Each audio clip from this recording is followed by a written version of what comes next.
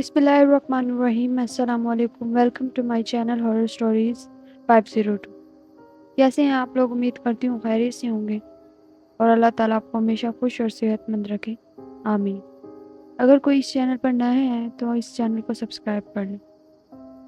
شکریہ۔ تو آج کی کہانی کچھ اس طرح شروع ہوتی ہے۔ دسمبر کے آخری دن تھے۔ ان دنوں جمعرات کو جب بارش ہوا کرتی تھی تو اتنی ہوا کرتی تھی کہ اگلی جمعرات تک جاری رہتی تھی، اور لوگ بارش کے رکنے کی دعائیں کیا کرتے تھے، اذانیں دیا کرتے تھے۔ ایک روز شام کا وقت تھا، ہلکی ہلکی بارش ہو رہی تھی۔ میرے دوست بلو، ناصر اور انصر تینوں ایک بائک پر سوار مجھے بلانے میرے گھر آئے۔ میں نے کہا، خیر تو ہے؟ تم لوگوں کو بارش میں بھی چین نہیں ہے؟ بلو نے کہا، ارے کیسی بارش، یہ تو انجوائے کرنے والی بارش ہے۔ چلو کہیں گھومنے چلتے ہیں، اور آج تکے کی پارٹی میری طرف سے۔ میں نے کہا، یار بارش رکتی ہے تو چلیں گے، ورنہ کپڑے گیلے ہو جائیں گے اور سردی سے بخار بھی ہو سکتا ہے۔ ناصر نے کہا، یار یہ بارش نہیں رکنے والی، آج 3 دن ہو چکے ہیں اسے۔ جمعرات کی شروع ہوئی ہے اور اب یہ آنے والی جمعرات تک ایسے ہی رہنی ہے، اور 3 دن سے ہی ہم لوگ گھر میں بیٹھے ہیں اور بور ہو رہے ہیں۔ اسی وجہ سے دل کر رہا ہے کہیں چلتے ہیں۔ یار اب بہت ہوئی بوریت، اور دیکھ ہم لوگوں نے دوپہر کا کھانا بھی نہیں کھایا۔ پتہ ہے کیوں؟ کیونکہ بلو کا بھائی دبئی سے آیا ہے اور اس کے بھائی نے بلو کو بہت مال پیسہ دیا ہے، اس لیے بلو نے کہا کہ آج کی پارٹی میری طرف سے ہے، اور بلو چاہتا ہے کہ آج ہم سب دوست باہر سے کھانا کھائیں گے۔ میں نے کہا، یار وہ سب تو ٹھیک ہے پر میرا دل نہیں مان رہا۔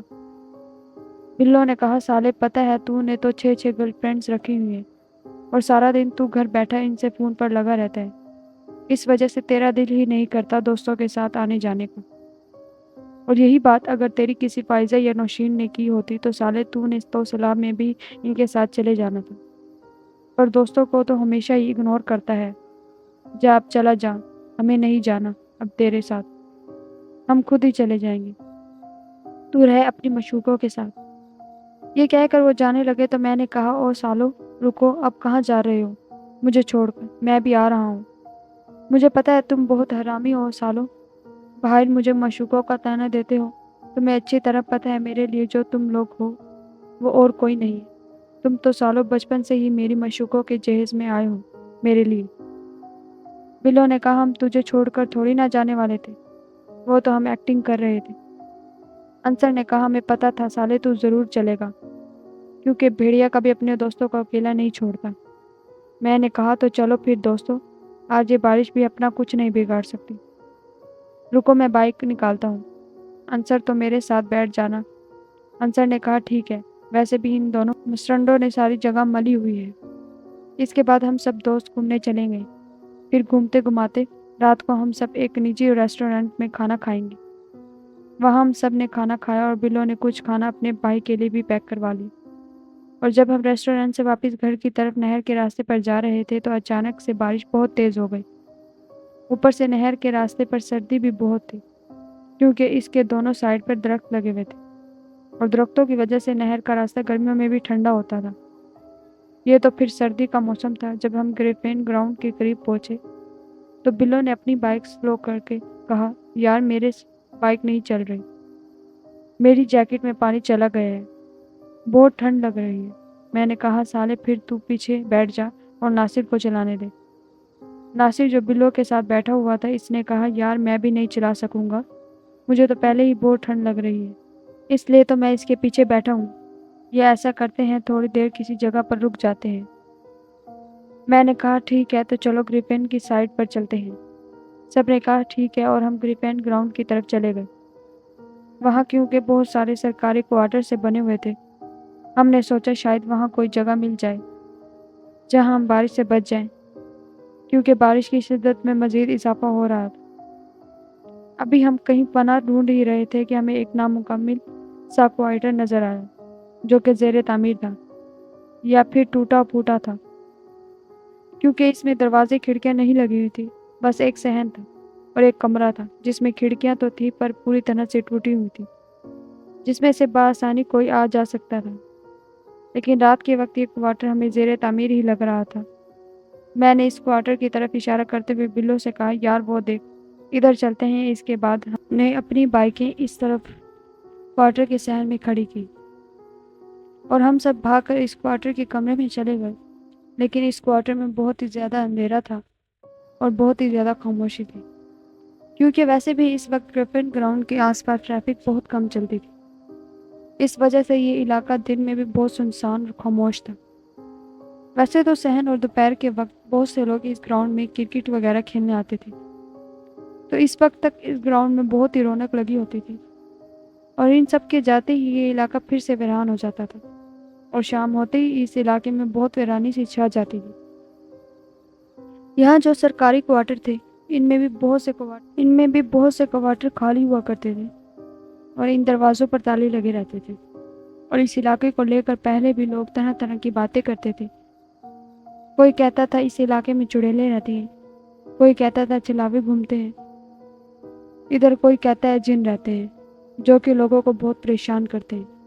اور ہم سب رات کے تقریباً 10:30 بجے کے قریب اس علاقے میں تھے، اور اس وقت تو ایسی خاموشی تھی کہ ہم ایک دوسرے کی کپکپاتی ہوئی سانسوں کو بآسانی سن سکتے تھے۔ اتنے میں بلو نے ٹھٹھراتے ہوئے انصر سے کہا، یار انصر، تو سگریٹ پیتا ہے، تیرے پاس لائٹر یا ماچس تو ضرور ہوگی۔ انصر نے کہا، ہاں میرے پاس لائٹر ہے۔ بلو نے کہا، تو یار راکھ ہی جلا لو۔ یہاں بہت سردی لگ رہی ہے۔ انصر نے کہا، سالے آگ کیسے جلائیں گے؟ اس کے لیے لکڑیاں ہونی چاہیے۔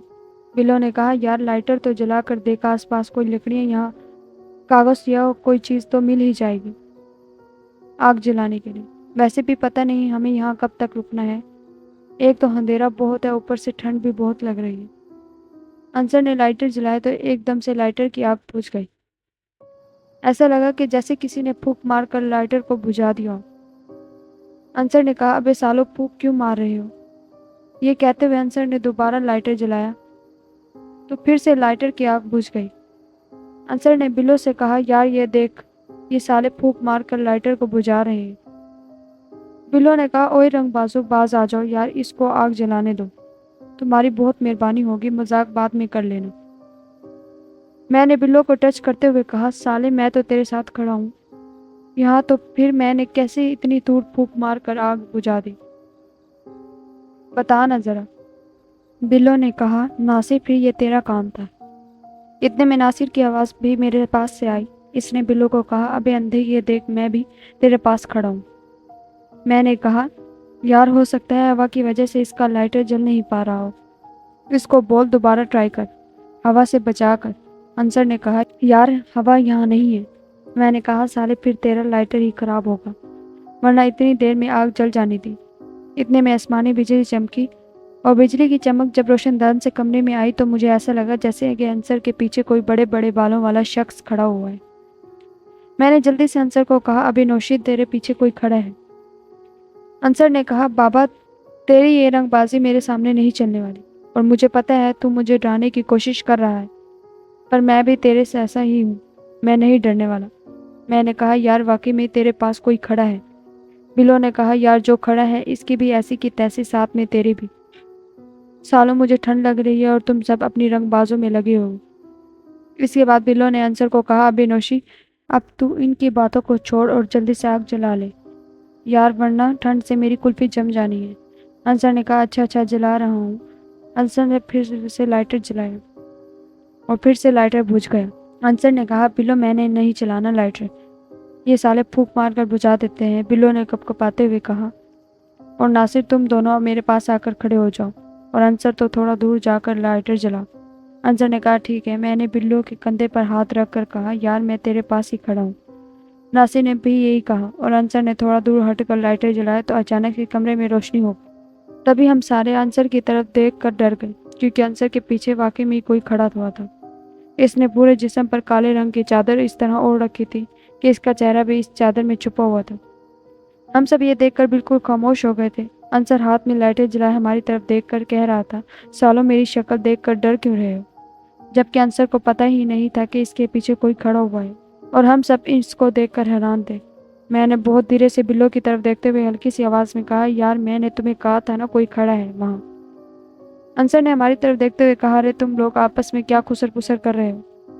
سالو آ کر کوئی لکڑی یا چیز ڈھونڈ لو جس سے آگ جل جائے، انصر کو کہا۔ انصر جلدی سے بھاگ کر ادھر ادھر ڈھونڈنے لگا۔ انصر نے بنا پیچھے دیکھے ہنستے ہوئے بلو کو بولا، ابے تو بھی اب ان رنگ بازوں کے ساتھ مل گیا، تجھے پتا ہے نا میں نہیں ڈرنے والا۔ بلو نے کہا، یار میں صحیح کہہ رہا ہوں، ایک بار پیچھے تو دیکھ۔ انصر نے کہا، ہاں میرے پیچھے تیرا باپ کھڑا ہے۔ سالے یہ کہتے ہوئے جب انصر نے پیچھے مڑ کر دیکھا تو اچانک سے چونک گیا اور ڈر گیا، کیونکہ واقعی میں اس کے پیچھے ایک عجیب سا شخص کھڑا تھا جس نے اپنے پورے جسم پر کالے رنگ کی چادر اوڑھی ہوئی تھی۔ اسے دیکھتے ہی انصر کے ہوش اڑ گئے اور اسی گھبراہٹ کی وجہ سے لائٹر انصر کے ہاتھ سے نیچے گر کر بجھ گیا اور ایک بار پھر سے کمرے میں بہت اندھیرا ہو گیا اور وہ شخص اندھیرے میں غائب ہو گیا۔ انصر بھاگ کر ہمارے پاس آیا اور اس نے میرا ہاتھ پکڑ لیا۔ انصر بری طرح سے کانپنے لگا۔ اتنے میں بلو نے کہا، یار وہ شخص کہاں سے ہے؟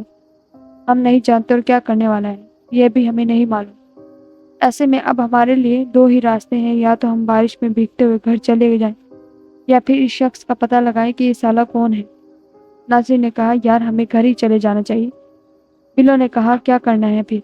میں نے کہا، یار ہم لوگ اس ایک شخص سے اتنا کیوں ڈر رہے ہیں؟ بلو نے کہا، سالے تجھے پتہ نہیں کیا یہ علاقے کو لے کر لوگ کیا کہتے ہیں؟ میں نے کہا، یار وہ بات تو ٹھیک ہے، پر یہ بھی تو ہو سکتا ہے وہ شخص بھی ہماری طرح ہی بارش سے بچنے کے چکر میں ادھر آیا ہو، اور تم لوگ تو ایسے ہی ڈر گئے ہو جیسے وہ کسی انسان نہیں جن ہو۔ بلو نے کہا، سالے تو اتنا یقین سے کیسے کہہ سکتا ہے کہ وہ کوئی انسان ہی ہے؟ میں نے کہا، یہ تو مجھے نہیں پتا، پر مجھے لگتا ہے وہ ہم سے یہاں پہلے کا موجود تھا، اور اگر اس نے ہمارے ساتھ کچھ کرنا ہوتا تو اب تک کر چکا ہوتا، لیکن وہ تو ایک جگہ خاموش کھڑا ہوا تھا بس۔ ناصر نے کہا، ہاں یار یہ تو ہم نے سوچا ہی نہیں۔ بلو نے کہا، تو اس کا مطلب ہے ہمیں اب اس کو پوچھنا پڑے گا کہ وہ کون ہے اور یہاں کیا کر رہا ہے۔ میں نے کہا، ہاں بارش میں بھیگ کر بخار ہوا جانے سے بہتر ہے ہم اس کا پتہ لگائیں، اور سالوں پہلے ہم کبھی کسی سے ڈرے ہیں جو آج اس سے ڈر رہے ہیں؟